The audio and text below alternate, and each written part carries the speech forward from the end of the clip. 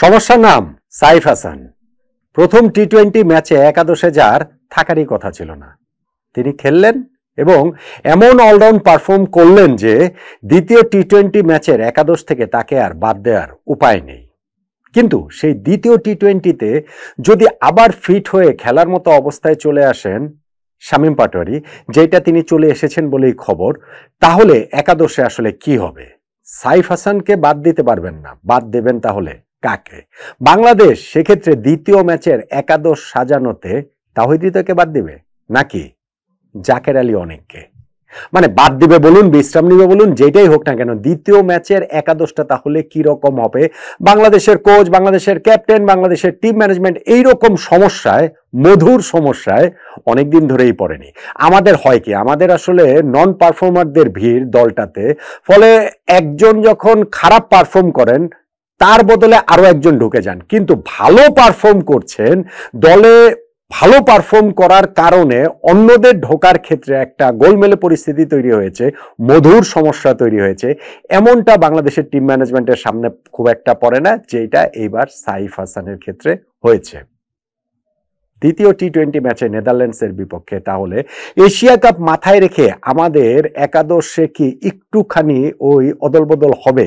একটুখানি কি অন্যদেরও দেখে নেবার বিষয় কি আসলে থাকবে কিনা? টিম ম্যানেজমেন্ট কোন পথে হাঁটবে?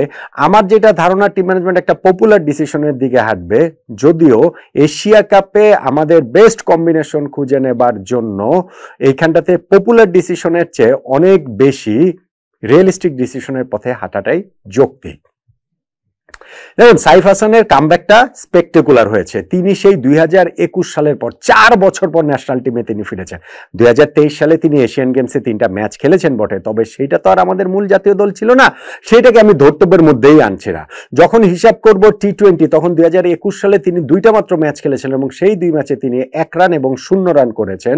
ফলে ওই 2023 এশিয়ান গেমসও যদি ধরি, মালয়েশিয়ার সঙ্গে তার একটা 50 রয়েছে, কিন্তু বাকি 2টা ম্যাচে আবারও 1 রান ও 0 রান করেছেন। সেইটাকে ব্র্যাকেটবন্দি করে রাখলে 4 বছর পরে টি-20 ফরম্যাটে তার কামব্যাক হয়েছে। টেস্ট প্লেয়ার হিসেবেই তার ন্যাশনাল টিমে মনে হচ্ছিল যে ওই জায়গাটা তিনি পাকা করে ফেলবেন বা ওইরকম প্রতিশ্রুতির জায়গাটা ছিল। তবে সাইফ টেস্টে যে 6টা টেস্ট ম্যাচ তিনি খেলেছেন ওপেনার হিসেবে, কোনোটাতেই তিনি 50ও করতে পারেননি, খুব আস্থার জায়গা দেখাতে পারেননি, ফলে একটা দীর্ঘ সময়ের জন্য তিনি জাতীয় দলের বাইরে চলে গিয়েছিলেন।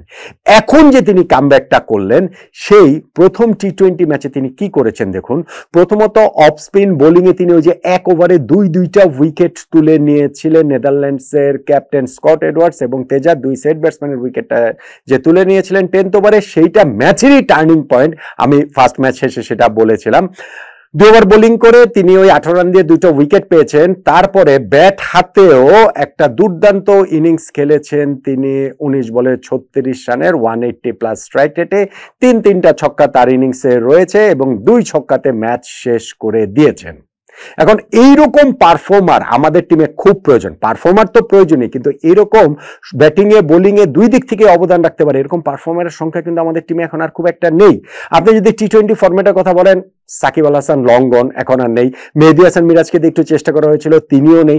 আমাদের এই টিমটাতে এখন তো সবাই আসলে স্পেশালিস্ট, ব্যাটিং বোলিং সব পারে, অলরাউন্ডার বা মিনি অলরাউন্ডারও যদি বলি, ওইরকম ক্রিকেটার আসলে খুব একটা নেই। ফলে সাইফ হাসানের ইনক্লুশন এবং একাদশে যে তিনি খেলে যে ইম্প্যাক্টটা রেখেছেন, সেটা টিম ম্যানেজমেন্টের জন্য নিঃসন্দেহে একটা অনেক বড় স্বস্তির বিষয়। আমাদের ক্যাপ্টেন লিটন দাসের কথাই ধরুন না কেন, নেদারল্যান্ডসকে ফার্স্ট ম্যাচে আমরা 136 রানে অল আউট করে দিয়েছি, সেইখানটাতে সাইফকে দিয়ে 2টা ওভার তিনি করিয়ে নিতে পেরেছেন। এই অপশনটা ক্যাপ্টেনদের হাতে খুব বেশি আমাদের এখন থাকছে না, যেহেতু আমরা 6-5 কম্বিনেশনে খেলছি, 6 জন স্পেশালিস্ট ব্যাটসম্যান, 5 জন স্পেশালিস্ট বোলার। ফলে প্রথম ম্যাচটাতে যদি শামীম পাটোয়ারি সুস্থ থাকতেন, তাহলে কিন্তু তিনি একাদশে থাকতেন। না, তাকে দিয়েও 1-2 ওভার করিয়ে নেওয়া যেত, কিন্তু সাইফ ওই সুযোগটা পেয়ে যেভাবে কাজে লাগিয়েছেন, সেটা রিমার্কেবল। সেকেন্ড ম্যাচে একাদশ থেকে তাকে ড্রপ করার আর কোনো সুযোগ নেই। সুযোগ থাকতো যদি আমাদের টিমটা ওই রকম হতো। ওই যে বিখ্যাত উদাহরণ রয়েছে না, যে ভারতের করুণ নায়ক ট্রিপল সেঞ্চুরি করার পরের ম্যাচেই তিনি বাদ পড়েছিলেন, কেননা আজিঙ্কা রানে ফিট হয়ে গিয়েছিলেন। এখন আমাদের সাইফ এত ভালো একটা ইম্প্যাক্ট ইনিংস খেলেছেন, এত ভালো বোলিং করেছেন, কিন্তু পরের ম্যাচে শামীম পাটোয়ারি ফিট হলে সেই সাইফকে বাদ দিয়ে শামীম পাটোয়ারিকে খেলানো হবে, আমরা এখনো মনে হয় না সেইটা এফোর্ড করতে পারি। বরং সাইফের এই পারফরমেন্সটাকে আসলে ধারাবাহিকতা ধরে রাখতে পারে কিনা, তিনি প্রথম ম্যাচের পারফরমেন্স দিয়ে পরের 2 ম্যাচে 11-এ খেলাটা তিনি একরকম নিশ্চিত করে ফেলেছেন। যদি তিনি এইটা ধরে রাখতে পারেন সেহেতু তখন এশিয়া কাপে বাংলাদেশের জন্য এটা একটা খুব ভালো অ্যাসেট সাইফ হাসান হয়ে উঠতে পারেন। এখন সাইফ যদি সেইটা হন, তাকে একাদশ থেকে বাদ দেওয়া যাচ্ছে না আমি বলছি, তাহলে শামীম পাটোয়ারি ফিট হলে তাকে আপনি একাদশের বাইরে কিভাবে রাখবেন, বা তিনি যদি একাদশে আসেন তাহলে কাকে বাইরে রাখা হবে? এই জায়গাটাতে পপুলার চয়েস হচ্ছে গিয়ে পপুলার চয়েস কিংবা আনপপুলার চয়েস তাওহিদ হৃদয়, যে তাওহিদ হৃদয়কে তো আমরা ড্রপ করতে পারি, যেহেতু সাম্প্রতিক সময়ে তার ফর্মটা আসলে খুব একটা ভালো না। পাকিস্তানের সঙ্গে লাস্ট সিরিজের 2টা ম্যাচে, লাস্ট ম্যাচে তো তিনি 0 রানই করেছেন, যেই ম্যাচটাতে তিনি খেলেছেন খুব ভালো ফর্মে যেতে নেই, তাকে আসলে বাদ দেওয়া যায়। কিন্তু আমার কাছে যেটা মনে হয়, বাংলাদেশের এই টিমে প্রপার মিডল অর্ডার ব্যাটসম্যান শুধুমাত্র তাওহিদ হৃদয়ই রয়েছেন।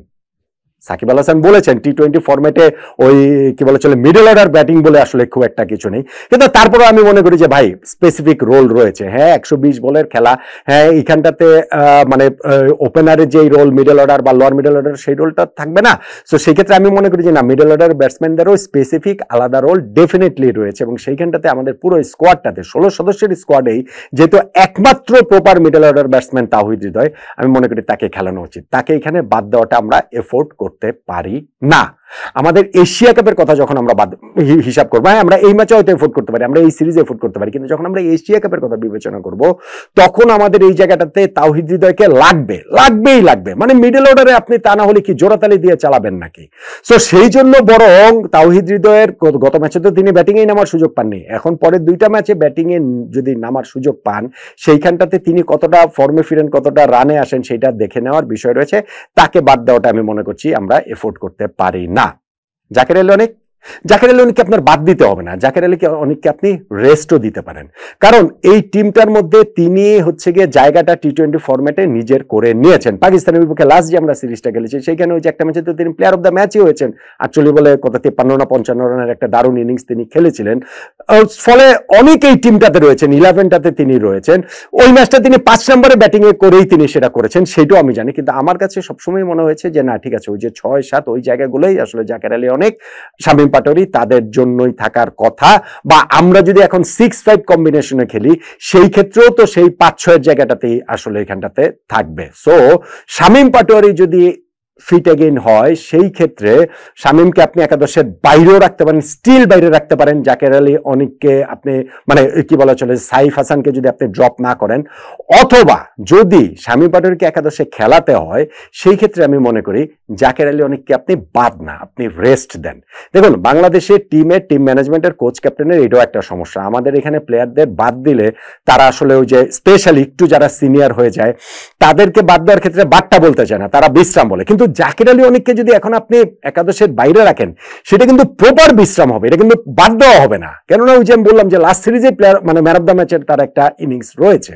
ফলে যদি শামীম পাটোয়ারিকে খেলাতে হয় তখন ক্যাপ্টেনের হাতে আরো একটা অপশনস থাকে, আরো একটা বোলিং অপশনস তৈরি হয়।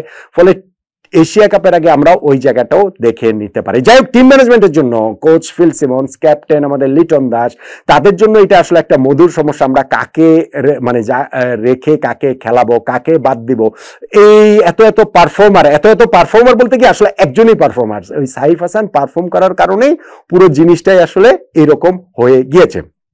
শামীম যদি ফিট থাকতেন ডেফিনেটলি প্রথম ম্যাচে সাইফ হাসান তিনি একাদশে সুযোগ পেতেন না, হয়তোবা সেকেন্ড ম্যাচেও সুযোগ পেতেন না, লাস্ট ম্যাচে গিয়ে আমরা হয়তোবা দেখতে পারতাম যে না ঠিক আছে একটা ম্যাচ তাকে আমরা আসলে খেলিয়ে দেখি। সো যখন ওই যে একটা সুযোগ পেয়ে গেছেন সাইফ এবং সেই সুযোগটা এত ভালোভাবে কাজে লাগিয়েছেন, তিনি আসলে একাদশে থাকাটা ডেফিনেটলি ডিজার্ভ করেন।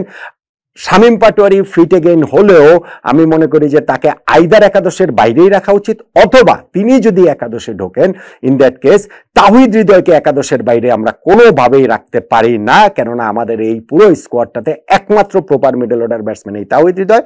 সেই ক্ষেত্রে জাকের আলী অনেককেই আমি মনে করি একাদশের বাইরে রেখে বিশ্রাম দেওয়া যেতে পারে এই সেকেন্ড টি-20 ম্যাচটাতে। সেটাই বরং বাংলাদেশের জন্য ভালো হবে।